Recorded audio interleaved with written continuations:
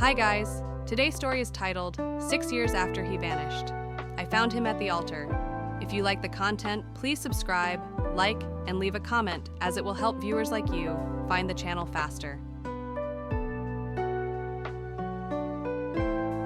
6 years after he vanished, I found him at the altar. You ever have someone vanish, not break up, not drift away, just vanish?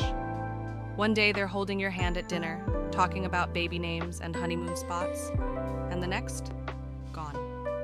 That was Jake, my fiancé, the man I was supposed to marry, and the man I buried in my heart 6 years ago. Until last week, when I saw him on TikTok, feeding cake to another woman, smiling, alive. Let me rewind. Jake and I were inseparable, 4 years together, 1 year engaged.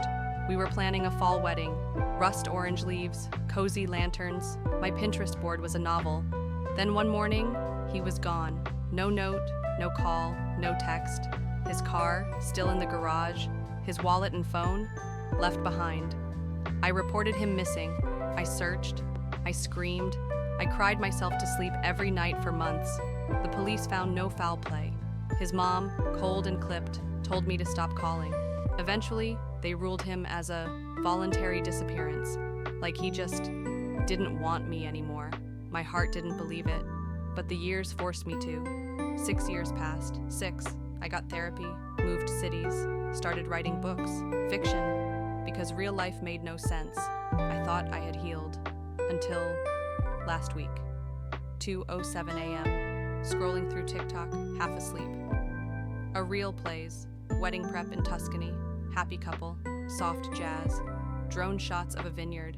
I don't even blink until I freeze. It's him, Jake.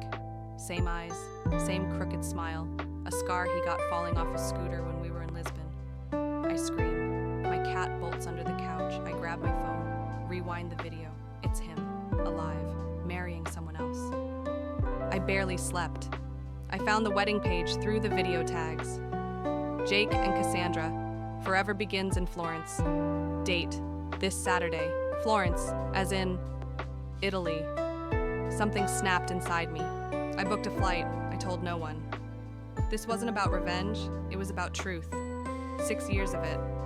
I landed in Florence with nothing but a carry-on and a storm in my chest. The venue, a restored villa with cypress trees and golden light. I waited until the ceremony began. Slipped in through the side gate, sat in the back, behind some cousins, and then he walked in, Jake, in a white suit, smiling, holding hands with a woman who looked like she walked out of a bridal magazine. He didn't look confused, he didn't look traumatized, he looked happy, like I never existed, until his eyes landed on me, and everything stopped. His face drained of color, the music blurred, guests turned, and the whispers began. He dropped the bride's hand. Emily, one word, and my whole world tilted. The priest asked if everything was okay. Jake stepped toward me slowly. "Come with me," he said. We walked behind the chapel, into a rose garden, and I finally asked it, the question that had haunted me for 6 years. "Why, Jake?" His voice shook. "Because if I didn't disappear, you'd be dead." Silence. I laughed. "You faked your disappearance to protect me? Are you high?" He looked around, then whispered, "My father was laundering money through the family business. I found out. I was going to expose him." I blinked. He continued, "The night before I vanished, I got a call. He knew I was going to the police. He threatened you." I stared at him. He said if I didn't disappear, he'd make you vanish instead. I couldn't breathe. He had people watching us. I didn't have time. I had to make it look like I ran. I deleted everything, paid someone to fake documents. His people believed I was gone. Then I hid. For 6 years? He looked ashamed. I tried to contact you a year in, but my mom stopped me.